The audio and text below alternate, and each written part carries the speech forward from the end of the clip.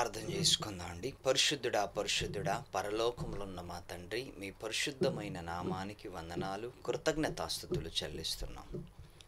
దేవా, ఈరోజు కూడా మీ మాటల్ని సమాజానికి సోషల్ మీడియా ద్వారా తెలియచేయటానికి సహాయమును సహకారమును మీరు మాకు అందించండి.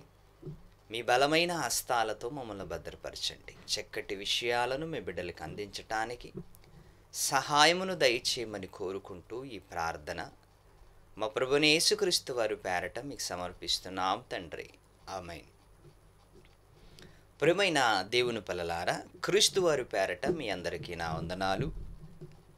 ఈ అవకాశాన్ని కలుగు చేసిన కన్న తండ్రైన దేవుడికి కృతజ్ఞతాస్తుతులు చెల్లిస్తూ యూట్యూబ్ను వీక్షిస్తున్న నా ఆత్మీయులందరికీ క్రీస్తు వారి పేరట వందనాలు.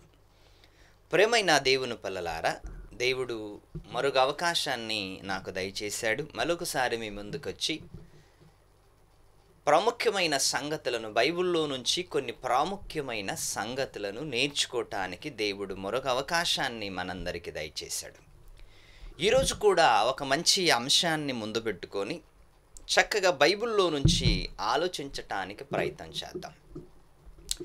బైబిల్ ఏది నేర్పిస్తున్నా, ఏది నేర్పుబోతున్నా అది మన ఆధ్యాత్మిక జీవితానికి అవసరమైనదిగా ఉంటుంది. మనమే పెద్దగా పట్టించుకోలేకపోతాం, మనమే పెద్దగా దాన్ని నిర్లక్ష్యం చేస్తుంటాం. అందుకే ఏది ఏమైనా దేవుడు రాశాడు అంటే, దేవుడు చెప్పాడు అంటే కాస్త మనం జాగ్రత్తతో ప్రతి విషయాన్ని మనం ఆలోచించాలి. బైబిల్లో ఉంటున్న ప్రతి విషయాన్ని మనం ఆలోచిస్తున్నప్పుడు ఒక్కొక్కసారి మనం రాంగ్ అనుకుంటున్నది మనకి వాస్తవంగా ఉంటుంది. ఒక్కొక్కసారి మనము వాస్తవంగా అనుకుంటున్నది మనకు రాంగ్గా ఉంటుంది. ఎందుకంటే మనం ఆలోచించిన వే అన్ని కరెక్ట్ కానే కాదు. ఎందుకంటే బైబిల్కి భిన్నంగా మనం ఏమి ఆలోచించినా అది రాంగే. బైబిల్ పట్ల ఆసక్తి కలిగి, దేవా నీ గ్రంథాన్ని నేను పరిశోధన చేయటానికి నాకు సహాయమును దయచేయి, నీవు అనుకున్నట్లుగా నేను బైబిల్ని పరిశోధన చెయ్యాలనుకుంటున్నాను ప్రభువా అని ఒకవేళ నీవు దేవుణ్ణి అడిగితే, దేవుడు నీకు ఆ జ్ఞానము, ఆ వివేకము అనుగ్రహించే అవకాశాలు ఖచ్చితంగా 100% ఉంటాయి. అందుకే ఎప్పుడైనా బైబిల్ని మన తెలివితేటలతో ఆలోచించకుండా బైబిలులో ఉంటున్న భాషను దేవుణ్ణి అడిగి అర్థం చేసుకోవటానికి మనం ప్రయత్నం చేద్దాం. ఓకే, ఈరోజు ఒక మంచి మాటల్ని బైబిల్లో నుంచి మనం ధ్యానించబోతున్నాం, బైబిల్లో నుంచి మనం నేర్చుకుంటున్నాం. ఓకే, ఈరోజు భూమి మీద ఇంచుమించు 820 కోట్ల మంది అని సమాజము అంటుంది. 820 కోట్ల మంది అనే ఈ విస్తారమైన జనాభా అందరూ కూడా వారి లైఫ్ స్టైల్లో బ్రతుకుతుంటారు. వారు జీవన విధానాన్ని కొనసాగిస్తున్నారు. ఈరోజు ఎవరు ఎలా బ్రతకాలో, ఎవరు ఎట్లా బ్రతకాలో వాళ్ళకి నచ్చినట్లుగా ఈరోజు బ్రతుకుతున్నారు, జీవిస్తున్నారు, భూమి మీద పోరాటం చేస్తున్నారు. మనందరికీ తెలుసు, అందులో మనము కూడా ఉన్నాం సుమ, మనం కూడా ఉన్నాం. మనమేమో ప్రత్యేకంగా మనము కూడా ఉన్నాం అందులో. ఇంతమంది భూమి మీద బ్రతుకుతున్నప్పుడు ముఖ్యంగా ఈ ముంబై ప్రాంతంలో ఎంతమంది జనాభా ఉన్నారంటే ప్రియులారా, ఇంచుమించు 22 కోట్లకి పైగా జనాలు ఉన్నారు. ఈ మహారాష్ట్రంలో 22 కోట్ల మందికి పైగా ఉన్నారంటే జనాలు. మరి ప్రతి రాష్ట్రాలలో కోట్ల కొలది జనాలు అందరినీ కలుపుకుంటే మనము భారతదేశంలో 120 కోట్ల మంది అంటుంది ప్రపంచం. అందుకే ఈ లెక్కలు కాస్త మనం పక్కకు పెట్టేసి మానవ జీవిత విధానాన్ని మనం ఈరోజు ఆలోచిద్దాం. మానవ జీవిత విధానాన్ని ఈరోజు సగటు మనిషి మొదలుకొని ఐశ్వర్యవంతుడు వరకు, ఐశ్వర్యవంతుడు అందరూ కూడా మనిషి వద్దు అన్నది ఒకటి, వద్దు నాకొద్దు అనే పదము రాని పదం ప్రియులారా. దేన్ని చూసంటే డబ్బును చూసి. ఓకే. ప్రతి ఒక్కళ్ళకి డబ్బు కావాలి అని అడగండి మీరు. ఎవరు వద్దంటారు చెప్పండి దాన్ని? ఎవరినైనా అడగండి. ఎవరినైనా ప్రపంచములో ఏ మూలకైనా మీరు అడగండి. మీకు డబ్బు కావాలండి అని అడిగారనుకోండి, అవునండి అంటారు. ఏంటి ఆ మధ్య కాలంలో ఒక క్లిప్ వచ్చింది. ఏంటి ఆ క్లిప్పు అంటే, ఒక చేతిలో డబ్బులు, ఒక చేతిలో బైబులు.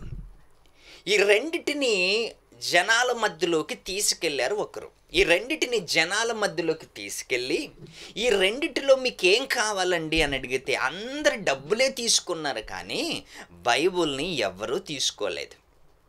చూసారా? అంటే దీని అర్థం ఏంటంటే 100% ప్రజలు డబ్బునే కోరుకుంటున్నారు, కానీ బైబుల్ని కోరుకోవటం లేదు. బైబుల్ని కోరుకోవటం లేదు. ఈరోజు చూడండి, ఎవరిని అడిగినా నీకు డబ్బు కావాలంటే అవును అంటారు, వద్దు అని ఎవరు అనరు.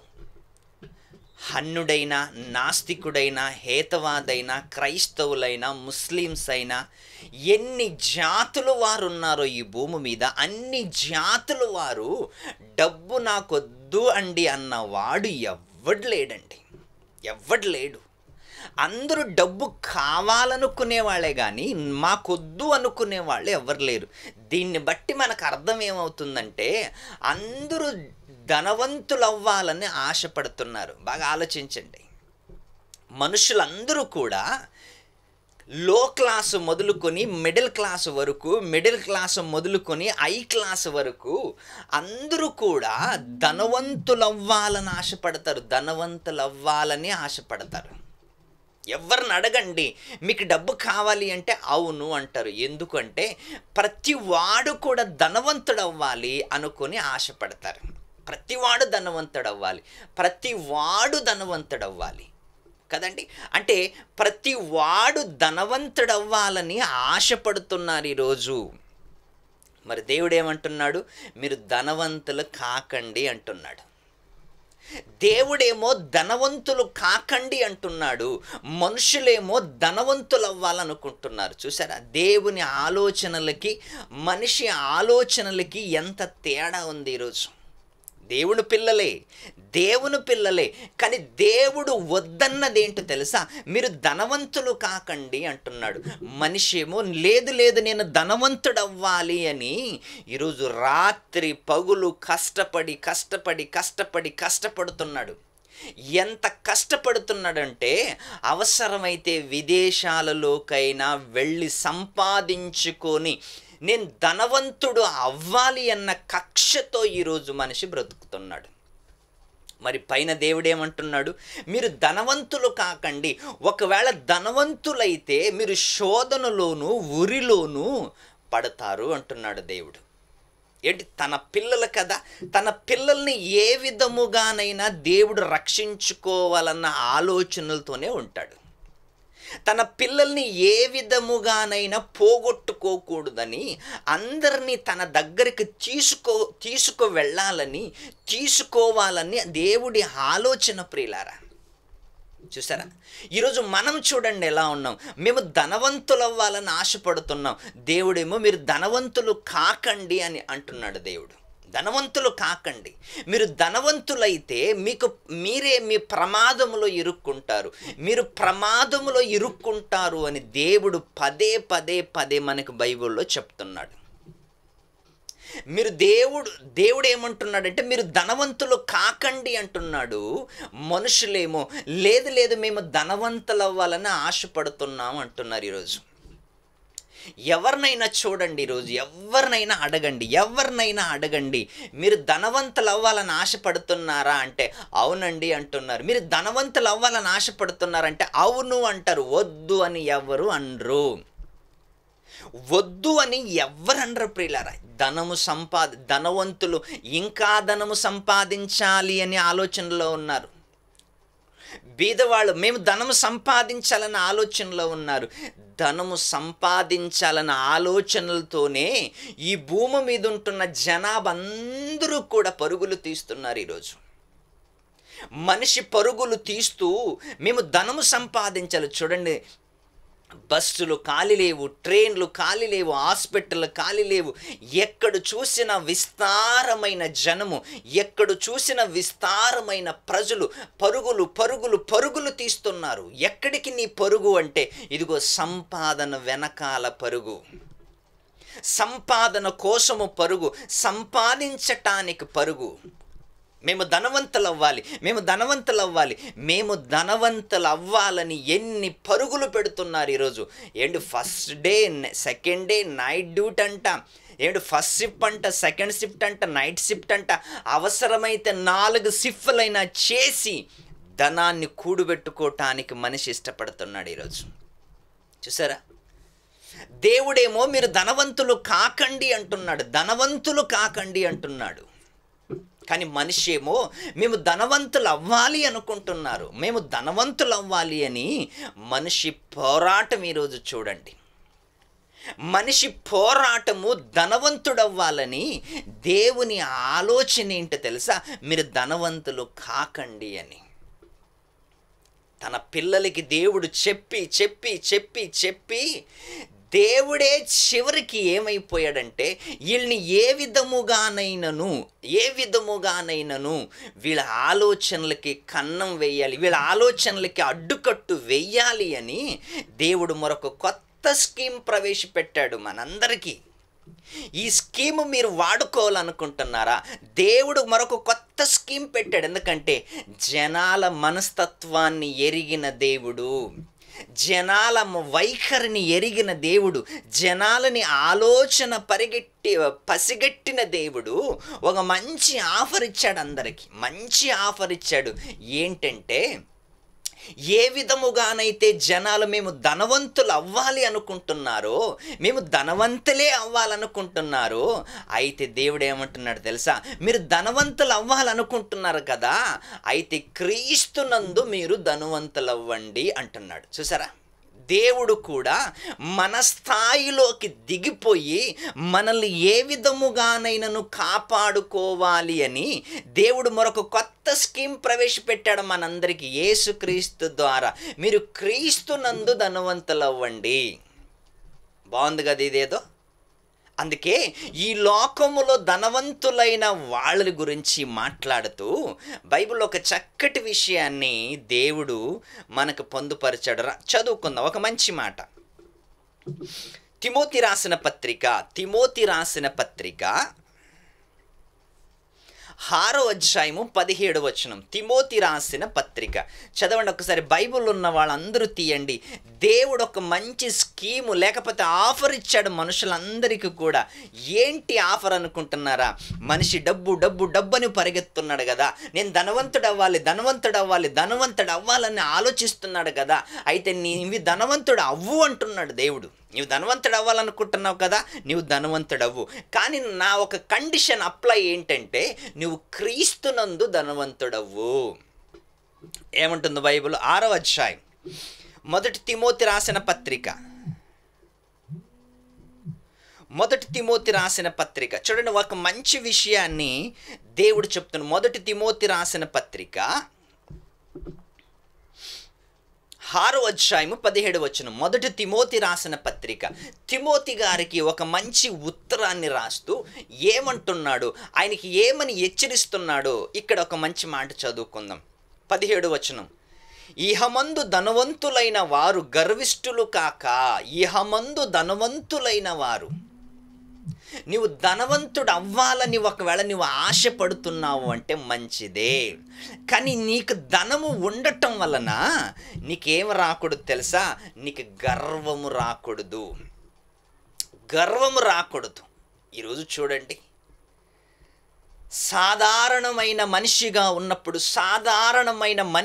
ఉన్నప్పుడు అందరితో కలిసిమెలిసి ఉంటాడు, అందరితో మాట్లాడుతుంటాడు, అందరితో సహజీవనాన్ని సాగిస్తుంటాడు. అక్క చెల్లి, అక్క బావ అందరినీ పలకరించుకుంటుంటాడు, అందరి దగ్గరికి వెళ్తాడు, అందరినీ ప్రేమిస్తాడు, అందరితో కలిసి ఉంటాడు, అందరి దగ్గర కూర్చొని భోజనం చేస్తాడు. అందరూ నా వాళ్ళు అనుకుంటాడు. సగటు జీవితం మనిషి. అదే మనిషి దగ్గరికి ₹1,00,00,000 వచ్చి పడ్డాయి అనుకోండి, తన అకౌంట్లో ₹1,00,00,000 వచ్చి పడగానే ఏ బ్యాంకు వాళ్ళు ఫోన్ చేసి, అయ్యా నీకు బ్యాంకులో ₹1,00,00,000 వచ్చి పడ్డాయి, మరి ఏం చేయాలనుకుంటున్నావు అనగానే అప్పుడు నుంచి మొదలవుతుంది మనిషి ఆరాటం, మనిషి విచారం. ఏమని? అప్పటిదాకా అందరితో బాగున్నవాడు, అప్పటిదాకా అందరితో కలిసి ఉన్నవాడు, అప్పటిదాకా అందరినీ ప్రేమించేవాడు, ఎప్పుడైతే ₹1,00,00,000 నీ అకౌంట్లో పడ్డావి అనగానే అప్పటి నుంచి అందరితో కాంటాక్ట్ బంద్ అయిపోతుంది. అప్పుడు నుంచి అందరితో కాంటాక్ట్ బంద్ అయిపోతుంది. అందరి దగ్గరికి వెళ్ళటం మానేస్తాడు, అందరినీ పలకరించటం మానేస్తాడు. లోపల సొంతముగానే ఆలోచించుకుంటుంటాడు. ఏం చేయాలి, ఏది కొనాలి, ఎక్కడ వెళ్ళాలి, ఎక్కడ షాపింగ్ చేయాలి, ఏ పొలం కొనాలి, ఏ ఇల్లు కొనాలి.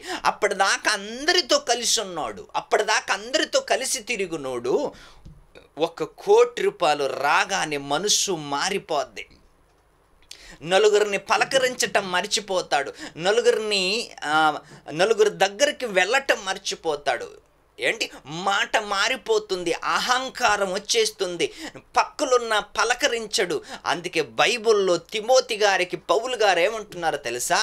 ఇహమందు ధనవంతులైన వారు గర్విష్ఠులు కాక, అంటే ధనము రావటం వలన ధనముతో పాటు ఏమొస్తుందో తెలుసా? ఇడ్లీతో పాటు చట్నీ ఫ్రీగా అన్నట్లు ధనముతో పాటు గర్వము ఫ్రీగా వస్తుందంట. గర్వము ఫ్రీగా వస్తుంది. డబ్బులు లేనప్పుడు నలుగురి దగ్గరికి వెళ్ళేవాడు, నలుగురిని పలకరించేవాడు, నలుగురితో తిరిగేవాడు.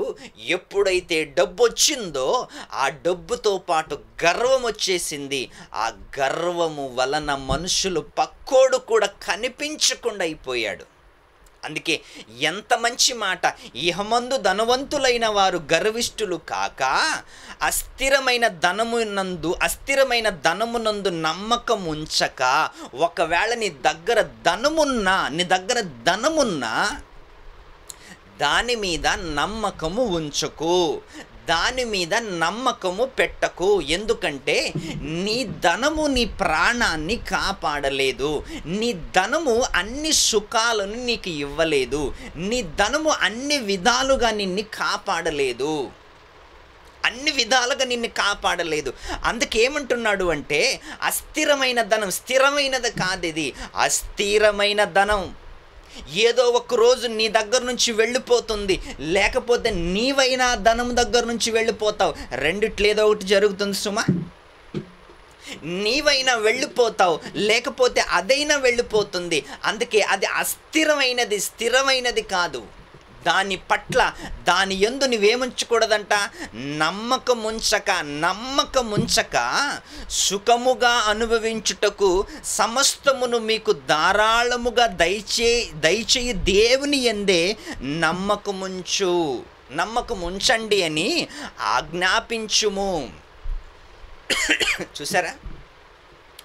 అస్థిరమైన ధనము యందు నమ్మకముంచక దేవుని యందు సమస్తమును ధారాళముగా దయచేసిన దేవుని యందే నమ్మకముంచండి అని పౌలు గారు తిమోతి గారికి ఎంత మంచి మాట రాస్తున్నాడు చదవండి. అంటే నువ్వు ఒకవేళ నీ దగ్గర ధనం ఉంటే నీకు గర్వము రాకూడదు.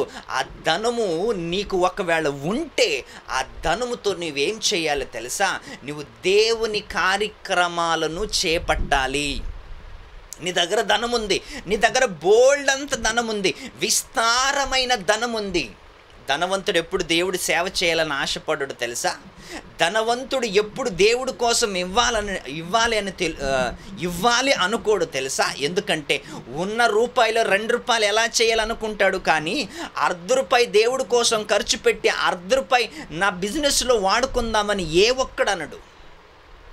ధనము రాగానే క్యారెక్టర్ మారిపోద్ది, ధనము రాగానే ఆలోచనలు మారిపోతాయి, ధనము రాగానే మొత్తం చేంజ్ అయిపోతాడు. ఎవరితో కలవడు, ఎవరితో మాట్లాడు. ఎందుకంటే గర్వముతో పాటు ఇంకొకటి కూడా వస్తుంది. ఏంటి తెలుసా? అహంకారం. డబ్బుతో పాటు గర్వం వస్తుంది, అహంకారం వస్తుంది.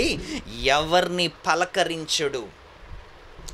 ఎవరిని పలకరించుడు. చివరికి దేవునిని కూడా లెక్క చేయకుండా పోతాడు. దేవునిని కూడా లెక్క చేయలేకపోతాడు. కాబట్టి దేవుడు ఏమంటాడు తెలుసా? ఒరే నాయనా, నీకు డబ్బొద్దురా, నువ్వు డబ్బుంటే అందరినీ మర్చిపోతావు, అందరినీ కించపరుస్తావు, అందరికి దూరం అయిపోతావు, చివరికి నాకు కూడా దూరం అయిపోతావు అని దేవుని ఆవేదన. ప్రియులారా, ఒకవేళ నీవు ధనవంతుడు అవ్వాలనుకుంటున్నావా? అయితే నీవు ధనవంతుడు కావాలి అంటే ఒక విధానాన్ని చెప్తాను, విను. అదేంటంటే, క్రీస్తునందు నీవు ధనవంతుడు అవ్వాలి, క్రీస్తు శిష్యుడుగా నీవు ధనవంతుడు అవ్వాలి. అందుకే బైబిల్లో ఒక మంచి మాట చదువుకుందాం. మత్తయి రాసిన సువార్త, ఒక మంచి మాట. మత్తయి రాసిన సువార్త 27వ అధ్యాయం. మత్తయి రాసిన సువార్త 27వ అధ్యాయము 57వ వచనం. 27వ అధ్యాయము 57వ వచనం ఒక్కసారి చదువుకుందాం. ఒక అద్భుతమైన మాట. 57వ వచనం.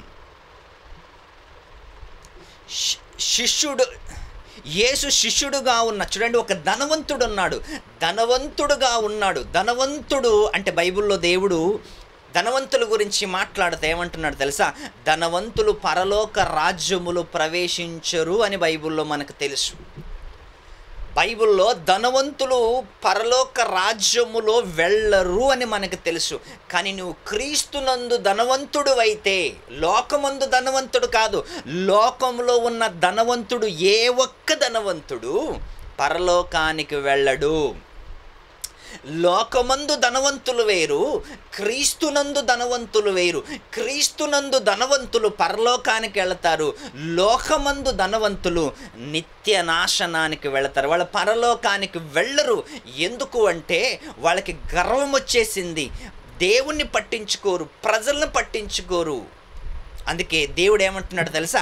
మీరు ధనవంతులు అవ్వాలి అనుకుంటున్నారా? అయితే క్రీస్తునందు మీరు ధనవంతులు అవ్వండి. క్రీస్తునందు ధనవంతులు అవ్వండి. 57వ వచనం. యేసు శిష్యుడుగా ఉన్న అరిమత్తయ్య యేసేపు అను ఒక ధనవంతుడుండెను. ధనమున్నదంట, సర్వ సంపదలు ఉన్నాయి, ధనముంది, హోదా ఉంది, అంతా ఉంది అంట. కానీ శిష్యుడు మాత్రము యేసుక్రీస్తుకు శిష్యుడయ్యాడంట. ఇలాంటి ధనవంతులు ఉన్నారా భూమి మీద?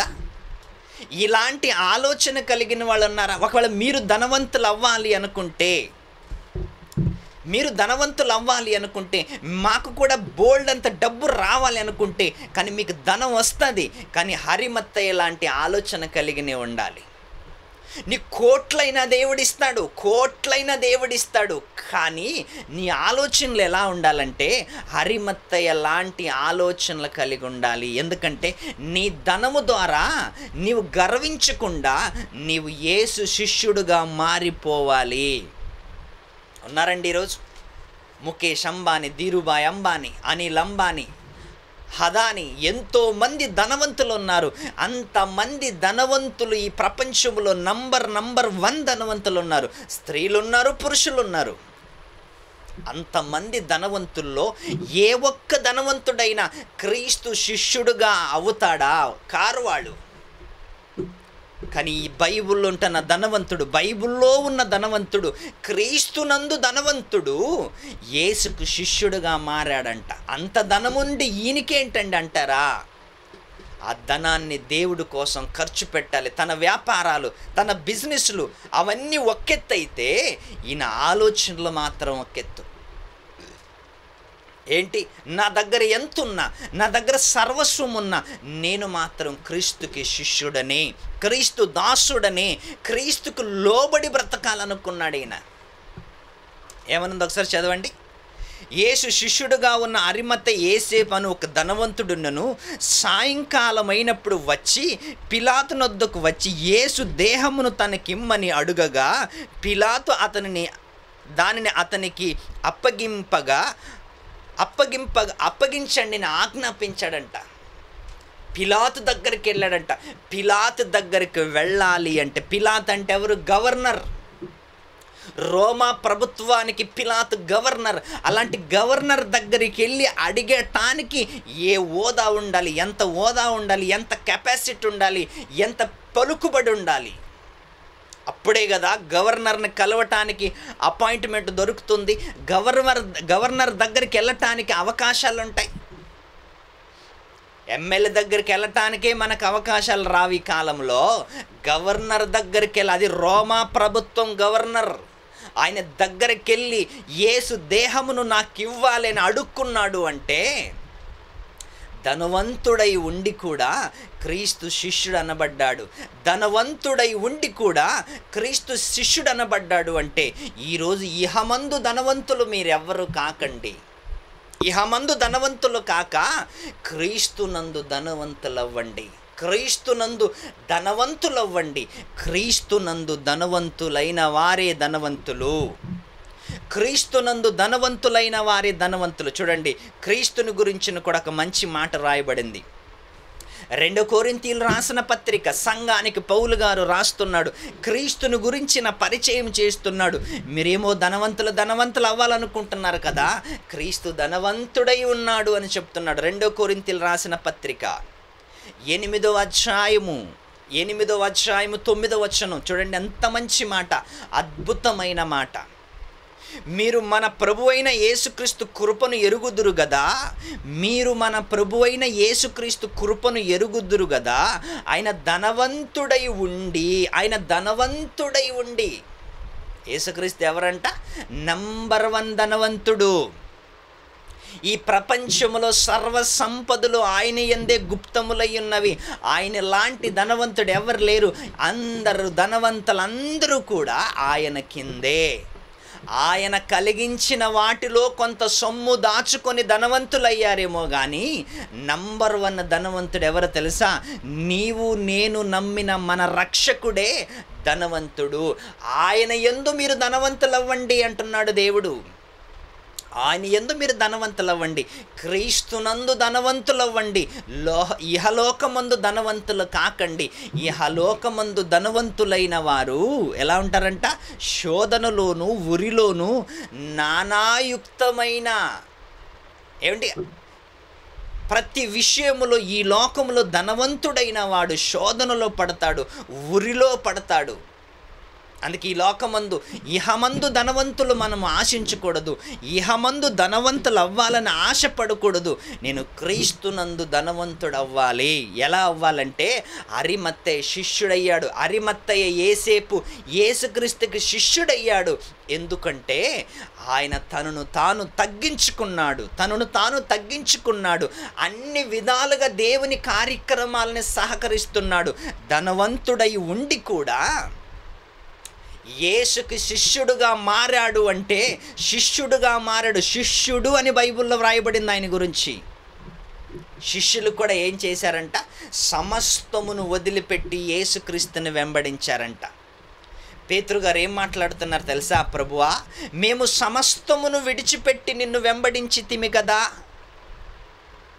ఆ దేవుని కోసం, ఆ తండ్రి కోసం, ఆ యేసుక్రీస్తు వారికి సహకరించటానికి అన్ని వదులుకొని యేసుక్రీస్తుని వెంబడించారు అంటే నిజంగా మీరు ఆలోచించండి. శిష్యులు ధనవంతులు అవ్వాలని ఇహమందు ఆలోచించలేదు. మేము క్రీస్తులో ధనవంతులు అవ్వాలి, మేము క్రీస్తు నందు ధనవంతులు అవ్వాలి అనుకున్నాడు. అందుకే క్రీస్తు ఎవరింతకి? ధనవంతుడు. ఆయన ధనవంతుడై ఉండి మీరు తన దారిద్ర్యము వలన ధనవంతులు కావాలనని, మీరు ధనవంతులు కావాలనుకున్నాడంట. ఎవరైనా కోరుకుంటారండి? సాటి మనిషి నాలాగే ఎవరైనా ధనవంతుడు అవ్వాలని కోరుకుంటారా? బీదవాడుగానే ఉండాలి, ఉన్నవాడుగానే ఎదుగుతుండాలి. లేనివాన్ని ఉన్నవాడు తొక్కేస్తూనే ఉంటాడు, తొక్కుతూనే ఉంటాడు.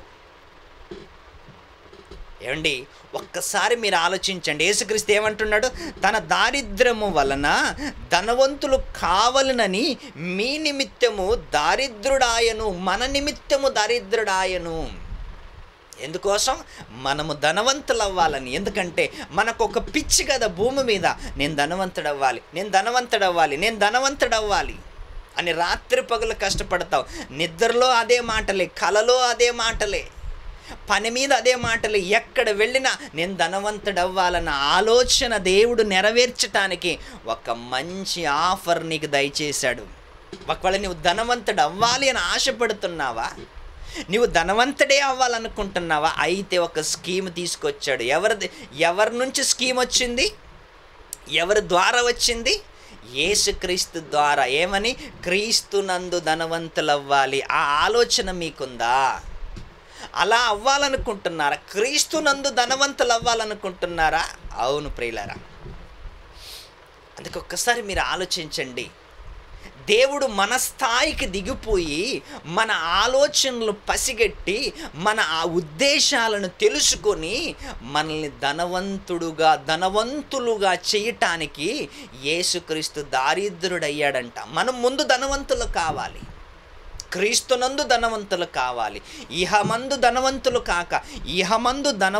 కాక అస్థిరమైన వాటి యందు నమ్మకముంచక సమస్తమును దయచేసిన దేవుని యందే. సూర్యుడు దేవుడు కలుగు చేశాడు, నక్షత్రాలు దేవుడు కలుగు చేశాడు, భూమి దేవుడు కలుగ చేశాడు, భూమిలో రత్నరాశులు అన్ని దేవుడు కలుగ చేశాడు, బంగారు, వెండి, వజ్రాలు, వైఢూర్యాలు అన్ని దేవుడు కలుగ చేశాడు. వాటిని కలిగిన వాళ్ళు ధనవంతులయ్యారు అంటే ప్రియులారా, మట్టిలో నుంచి వచ్చిన వాటిని తీసుకొని, రంగురాళ్ళను తీసుకొని నేను రంగు మనిషిని, నేను ధనవంతుడు అనుకుంటే ఎవడొప్పుకుంటాడండి? ఐగుప్తు ధనము కంటే దేవుని విషయమైన నింద గొప్ప భాగ్యమని ఎంచుకున్నాడు ఒక మహానుభావుడు. తన కళ్ళు ముందు ఉన్నది సమస్తమును పెంటగా ఎంచుకున్నాడు ఒక మహానుభావుడు. అలాంటి ఆలోచన కలిగిన వాళ్ళందరూ క్రీస్తునందు దేవుని యందు ధనవంతులు. అబ్రహాం గారిని గురించి దేవుడు ఏమంటున్నాడు తెలుసా? ఒకసారి మాట చదువుకుందాం. ఆదికాండం ఎంత మంచి మాట. ఆదికాండం 13వ అధ్యాయం 2వ వచనం. అబ్రహాము వెండి బంగారములను పశువులు కలిగి బహు ధనవంతుడై ఉండెను.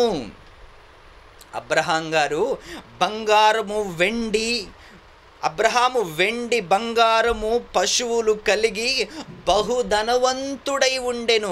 అయినా ధనవంతుడై ఉన్న అబ్రహాము గారితో దేవుడు స్నేహము చేసెను.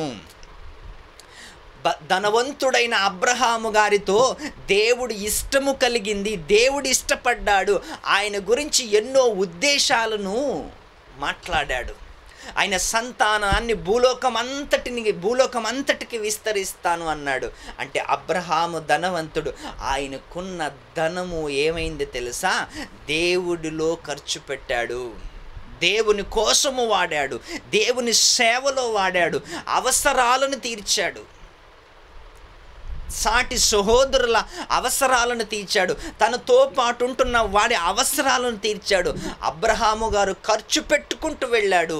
వస్తూనే ఉంది, ఖర్చు చేస్తూనే ఉన్నాడు, వస్తూనే ఉంది. నీళ్లు పారుతుంటే కదా వెనక నుంచి నీళ్ళు వచ్చేది. నువ్వు నీళ్ళని అడ్డకట్టు వేసావనుకో, ఏ నీళ్లు రావక్కడికి. నీ దగ్గరున్న ధనాన్ని దేవుడు కోసం ఖర్చు పెడితే నీకు ఇంకా వస్తూనే ఉంటుంది. నువ్వు ఖర్చు పెట్టకుండా దాచిపెట్టుకుంటే ఉన్న డబ్బు కూడా తుప్పు పడుతుంది, చిమ్మట పడుతుంది. ఒకసారి ఆలోచించండి. అందుకే ధనవంతులు అవ్వాలని మీకు ఆలోచన ఉందా? మంచిదే. అయితే ఎవరినందు ధనవంతులు అవ్వాలి? క్రీస్తునందు ధనవంతులు అవ్వాలి. అస్థిరమైన ధనం ఈ లోకములు ఉంటున్నది. అస్థిరమైన ధనం, స్థిరము కాని ధనం. అందుకే సత్క్రియలు అను ధనమును ఏం చేయాలంట? సత్క్రియలు అను ధనముతో మనము ధనవంతులు అవ్వాలంట. సత్క్రియలను ధనముతో ధనవంతులు అవ్వాలంట.